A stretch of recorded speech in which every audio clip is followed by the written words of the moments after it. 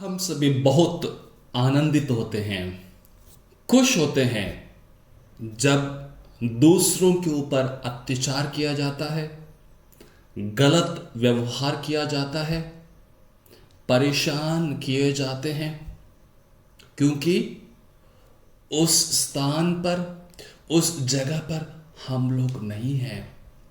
मान लीजिए वही अत्याचार हमारे ऊपर होगा, वही गलती हमारे ऊपर होगी, तो मेरा और आपका व्यवहार कैसा होगा?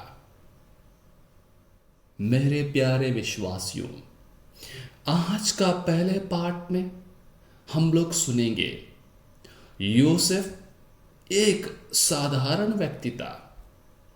उनके पिता याकूब उनसे बहुत प्यार करते थे। अन्य 11 भाई लोग इसको सहन नहीं कर पाए। उनको देखते हुए ईर्ष्या होने लगी, इतनी ईर्ष्या की वे अपने ही भाई को बेचते हैं मिस्रियों के लिए। इज़राइल में अकाल पड़ता है।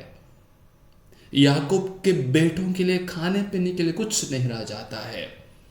जाते हैं अपने राजा फिरौन के पास, खाने पीने के लिए मांगते हैं, गिड़गिड़ाते हैं। तब फिरौन कहते हैं, जाइए मिस्र देश, वहां का राजा आपको खाने के लिए देगा। और वहां राजा कौन थे?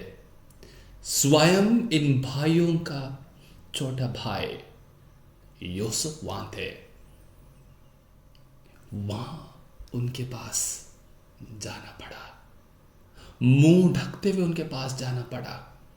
कहा जाता है, ईश्वर उनसे कहते हैं, मैंने आप लोगों से कहा था अपने भाई के विरुद्ध पाप नहीं करने के लिए। वही भाई आज आपका सहारा बन के आगे आए हैं। क्रिस में मेरे प्यारे भाई तथा बहनों, जब भी हम दूसरों के खिलाफ कुछ अत्याचार, कुछ गलतियां करते हैं, 2 बार हमें सोचना है, क्या वो मैं अपना पैर में कुल्हाड़ी तो नहीं मार रहा हूं?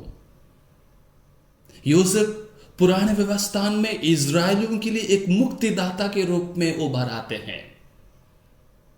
और उसी यूसुफ को यदि हम लोग सुसमाचार में या नए व्यवस्थान में देखेंगे, वह है प्रभु यीशु मसीह। प्रभु यीशु मसीह की एक झलक वहां दिखलाई गई है।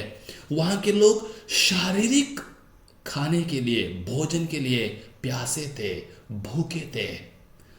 नए व्यवस्थान में प्रभु यीशु मसीह आध्यात्मिक जीवन की प्यास बुझाते हैं। एक मुक्तिदाता के रूप में उभर आ जाते हैं। पापों की क्षमा के लिए वो इस दुनिया में आते हैं। पिता ईश्वर स्वयं कहते हैं, मैंने संसार को इतना प्यार किया, अपने एकलौते पुत्र को इस संसार में भेजा ताकि उन्हें अनंत जीवन मिले। जी हाँ मेरे प्यारे विश्वासियों, यदि हम भी उस अनंत जीवन को पाने के लिए आतुर हैं, हमें कोशिश करना है दूसरों के जीवन में एक मसीहा बनने के लिए, ना कि एक शैतान बनने के लिए। मैं दोबारा दोहराता हूँ, यदि आप कुछ अपने जीवन में अच्छाई पाना चाहते हैं, सबसे पहले दूसरों के जीवन में अच्छाई करने का कोशिश करिएगा।